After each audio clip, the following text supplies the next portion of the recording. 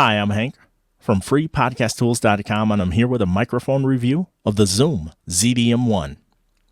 In the box, of course, you get the microphone stand adapter, and you get a nice windscreen. At the time of this recording, the microphone is retailing for $59.99 US, but it's regularly priced $79.99.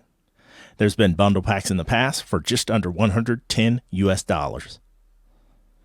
Construction-wise, I love the solid build of the microphone, the grill included, and it has a nice look on stream.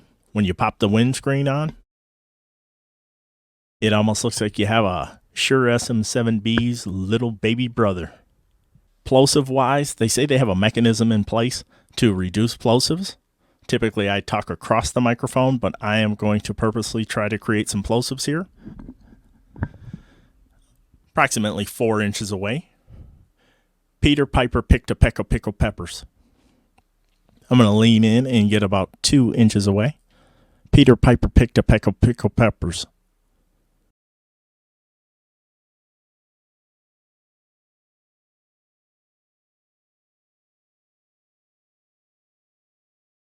Now I'm going to talk into the side and the back, and the only reason this would be important is if you had somebody else in the room with you. So if you had another person set up to your right or left or across from you. So let's just turn it to one side, and then we'll turn it to the back and see what we get. Approximately 4 inches away. This is how the microphone sounds on the side. This is how the microphone sounds from the back, in case you had somebody in the room with you. The microphone has a super cardioid polar pattern, which means that the bubble of sensitivity around the mic is just smaller. So I think that's what's helping it reject all the off-axis noises. I'm going to crank the volume up. I'm going to be quiet. There's no noise gating, no processing whatsoever on the Rodecaster Pro. So I am going to just crank the volume as loud as I can.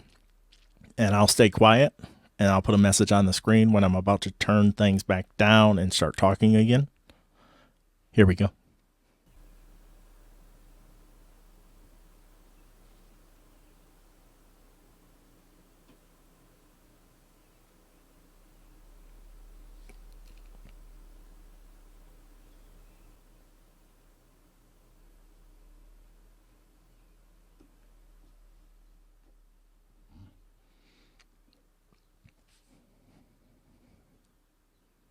All right, I'm in a terrible apartment environment, so therefore you can probably hear all sorts of stuff if you have a good pair of headphones on and when I crank it up like that. But to me, it did not sound that bad until I got right up around 100%.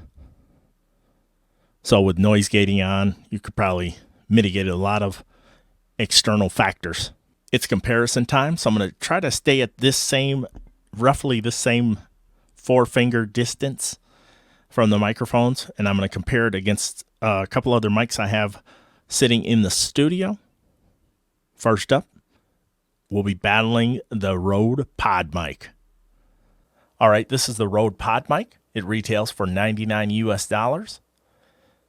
It's a really well-constructed microphone, but how does it sound in comparison to the Zoom ZDM-1?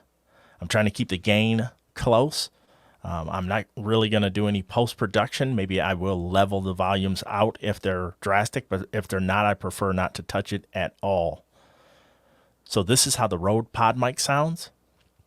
I'm going to switch back to the Zoom ZDM-1, and we're going to compare it to one more microphone.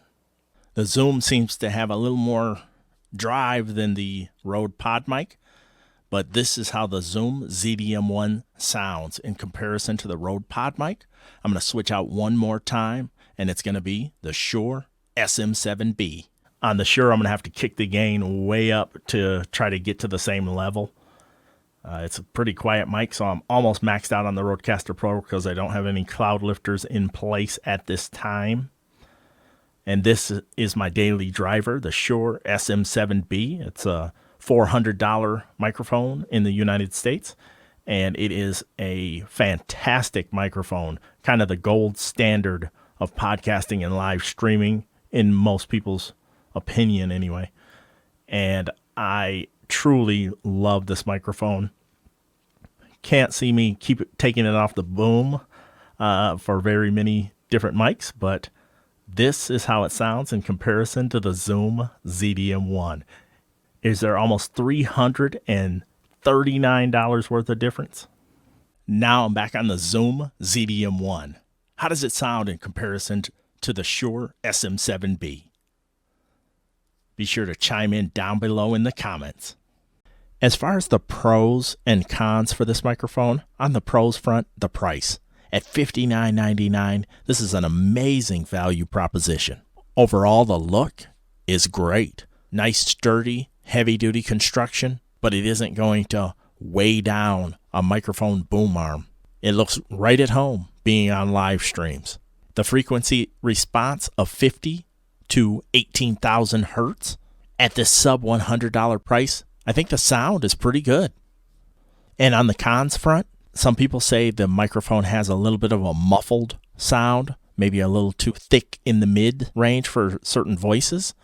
I personally haven't found that, and in fact, I love that it seems to tame the sibilance portion. So I've sent this to 4 co-hosts already because they're so affordable and they're easy to EQ and post-production. In my initial tests, the plosive test seemed to be pretty impressive. I think for the sub $100 price range, this microphone's a no-brainer. In fact, I think it punches well above its price point. I cannot recommend this mic enough. I think it is a really solid first mic, an investment for a co-host, or even if you are just starting live streaming or something and you want something that looks solid on camera and has a good sound. So I definitely recommend the Zoom ZDM-1. If you'd like to purchase one, you can use my affiliate link below this video. Thank you for tuning into this review of the Zoom ZDM-1 microphone. For more reviews and free podcast training, head to freepodcasttools.com. Thank you.